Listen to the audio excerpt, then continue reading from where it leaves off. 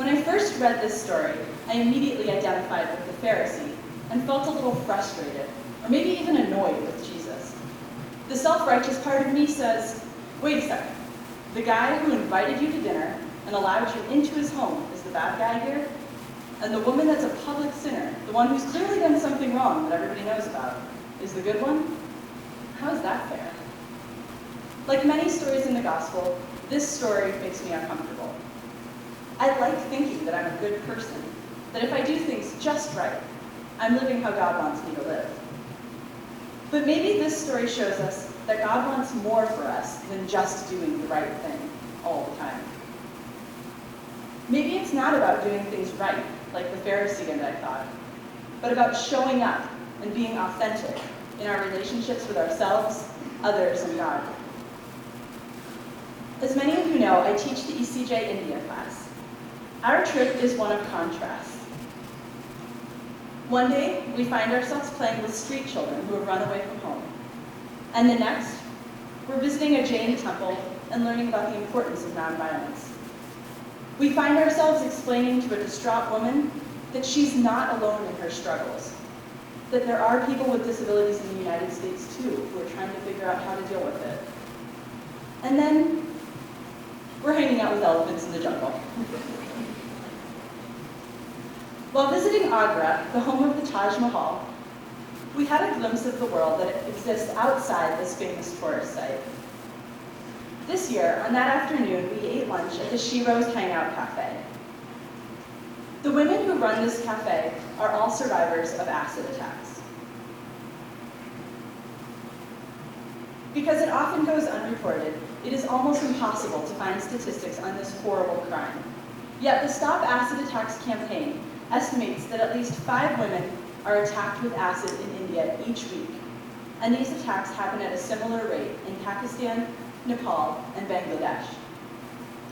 The acid attacks are most often the result of domestic violence, of men attacking their wives because their family didn't provide a big enough dowry, because the woman has refused to follow the man's commands, or because the woman has decided that she would like to receive an education or work outside the home.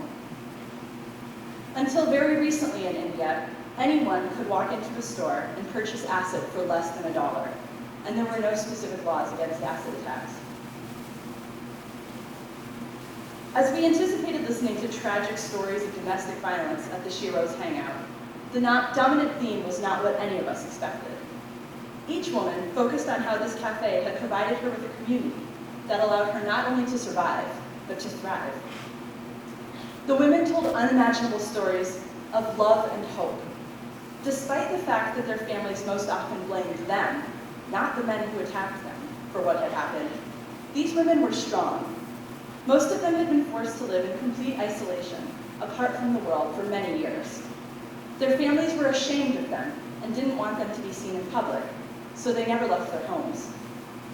Finally, people from the Stop Acid Attacks campaigns found these survivors through countless hours of searching and invited them to work at the cafe.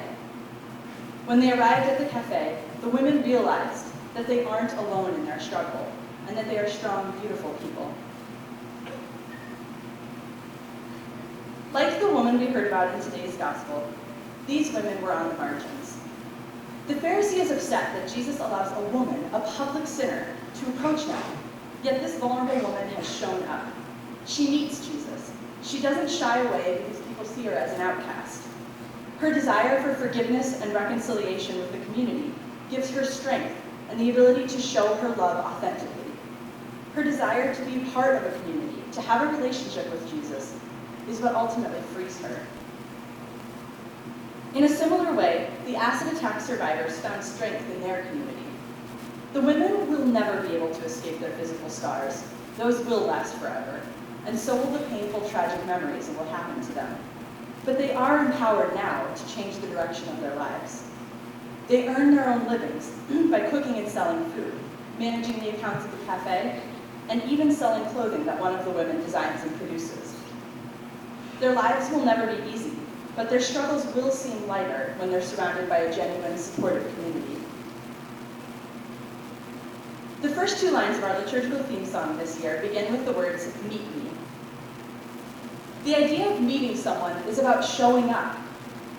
It's about a response to a deeper desire to share yourself with the world. Showing up can be hard, especially when you're the public sinner or the scarred survivor. Today's gospel and the women at the Shiro's Hangout show us that if they can show up, if they can bring their truest sense of themselves to the community, we too can show up. Imagine that our song this year is what God desires for us. God just wants us to show up, to meet God when we're losing hope, when the darkness is starting to overpower us, when, as the song says, the sunlight is ending. As Mr. Westmore pointed out at the last assembly, Jesus tells his disciples that he will carry the yoke, the burden, with them. If we let God help, God will show up, whether it be in prayer, through our community, or in our personal growth. The vulnerable woman in the gospel and the women at Shiro's Cafe had to make choices that went against what society told them to do. They chose not to be ashamed, not to remain in hiding or isolation. They chose to be their truest selves, a choice that demands courage. Every day, we too have choices to make. We can go through the motions, doing things just right, like the Pharisee in the story, or me at the beginning, and feel trapped by our attitudes. Or we can show up and live authentically and find true freedom, the kind of freedom that allows us to share our real selves with our friends and families, to let down the walls that we so often think protect us. If we show up and live authentically, we will find the kind of freedom that challenges us to be welcoming and accepting to the outcast and the marginalized, the people we meet in our Christian service, or the fellow student that has a hard time meeting friends. If we show up and live authentically, we will ultimately experience the joy of the freedom the sinful woman felt when Jesus said to her, "Your faith has saved you. Go in peace."